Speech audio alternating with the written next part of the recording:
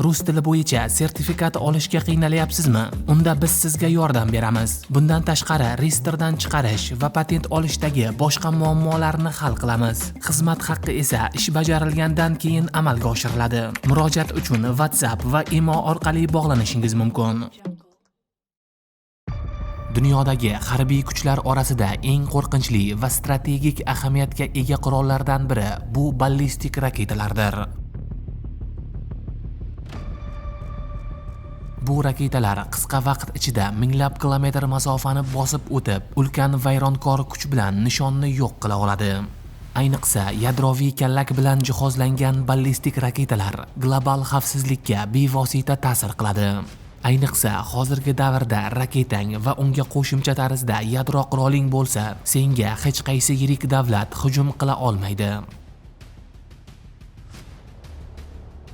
Bugun dunyodagi eng kuchli davlatlar ishlab chiqqan eng xavfli va eng kuchli raketalar haqida to'xtalib o'tamiz. Birinchilardan bo'lib, Rossiyaning eng kuchli raketalaridan biri RS-28 Sarmatga to'xtalish to'g'ri bo'ladi. Bu raketa NATO tomonidan Satana 2 deb ataladi va hozirgi kunda dunyodagi eng og'ir va eng kuchli qit'alararo ballistik raketalardan biri hisoblanadi. Uning maksimal uchish masofasi 18,000 kilometrdan oshadi deb keltirilgan. Bu esa u bilan deyarli Yerning istalgan nuqtasiga zarba berish imkonini beradi. Sarmat raketasi bir nechta mustaqil boshqaruvchi yadro kallaklari MRIF tizimlari bilan jihozlangan bo'lib, har biri alohida nishonga urilishi mumkin. Raketaning umumiy quvvati o'nlab megatonnaga teng bo'lishi mumkin. Bu esa uni butun shaharni yo'q qilish darajasidagi qurolga aylantiradi. Bundan tashqari, u zamonaviy raketalarga qarshi mudofaa tizimlarini aldash uchun maxsus texnologiyalar bilan jihozlangan. Keyingi navbatda Qo'shma Shtatlarning LGM-30G Minuteman 3 raketasini ko'rib chiqamiz. Bu raketa uzoq yillardan beri Qo'shma Shtatlar yadro arsenalining asosiy qismini tashkil etadi. Uning uchish masofasi taxminan 13,000 kilometr bo'lib, yuqori aniqligi bilan ajralib turadi.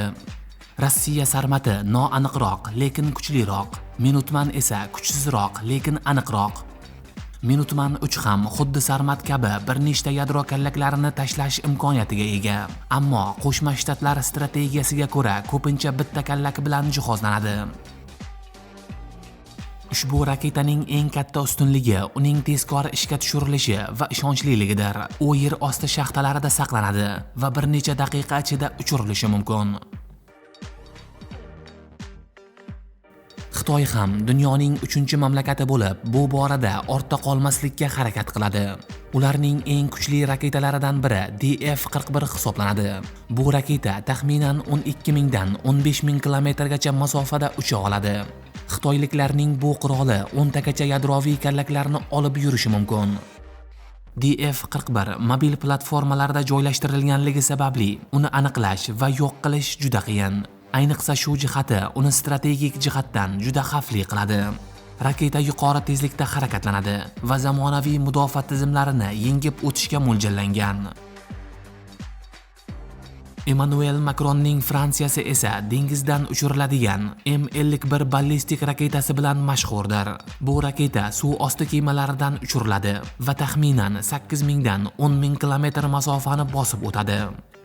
M51 raketasi yuqori aniqlikka ega bo'lib, bir nechta yadroviy kallaklarni tashiy oladi. Fransiyaning asosiy strategiyasi aynan dengizdan yashirin zarba berishga qaratilgan. Bu esa ularning yadroviy kuchlarini doimiy ravishda himoyalangan holda saqlash imkonini beradi. Buyuk Britaniya ham o'zining Trident 2 D5 raketalari bilan tanilgan. Bu raketalar aslida Qo'shma Shtatlar bilan hamkorlikda ishlab chiqilgan bo'lib, Britaniya suv osti kemalarida joylashtirilgan. Ularning uchish masofasi 12,000 kilometrga yaqin va juda yuqori aniqlikka ega. Har bir raketa bir nechta yadroviy kallakni olib yurishi mumkin. Bu esa kichik arsenal bilan ham katta zarba berish imkonini beradi. Musulmon davlatlari orasida yagona yadro quroliga ega bo'lgan Pokiston esa Shahin 3 raketasi bilan e'tiborni tortadi. Bu raketa taxminan 2750 kilometr masofaga ega bo'lib, mintaqaviy raqobat uchun ishlab chiqarilgan. Shahin raketasi tezkor uchirilishi va yuqori aniqligi bilan mashhur. U yadroviy kallak bilan jihozlanishi mumkin bo'lib, Hindiston bilan strategik muvozanatni saqlash uchun xizmat qiladi.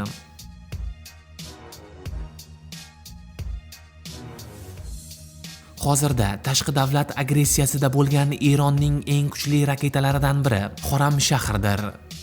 Bu raketa taxminan 2000 kilometr masofani bosib o'tadi va katta hajmdagi kallakni olib yurish imkoniyatiga ega.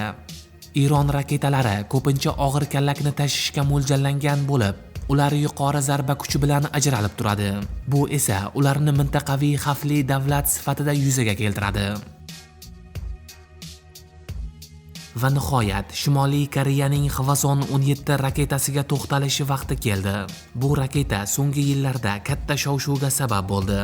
Uning taxminiy uchish masofasi 15000 kilometrdan oshishi mumkinligi taxmin qilinadi. Hwasong 17 juda katta o'lchamli bo'lib, bir nechta yadroviy kallaklarni tashlash imkoniyatiga ega. Bu raketa Shimoliy Koreyani global darajadagi zarba berish qobiliyatini namoyish qiladi va xalqaro hamjamiyatni jiddiy xavotirda ushlab turadi. Qadrli do'stlar, shu kabi videolarni ko'rish uchun albatta kanalga obuna bo'ling. Keyingi videolarda ko'rishguncha